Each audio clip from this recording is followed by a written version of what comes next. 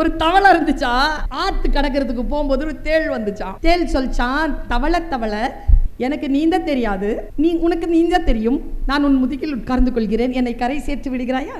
தவளை சொல்லிச்சான், மாட்டேன், என்ன லூசா நீ, தேளு கொத்துனா நான் செத்துருவேன், எனக்கு நீந்த தெரியாதுன்னு தானே உங்ககிட்ட ஹெல்ப் கேட்கிறேன், நான் உன்னை கொத்துனா நானும் தானே விழுந்து போவேன், நானும் தானே சாவணும், வெளியில போய் விட்டுடேன் ப்ளீஸ். நாம எல்லாரும் தான் தவளை. இந்த மாதிரி ஹெல்ப் கேட்டவங்களை என்ன பண்ணோம், நாம முதுகில ஏத்திக்கிட்டு ஆத்த கடக்கிறோம்.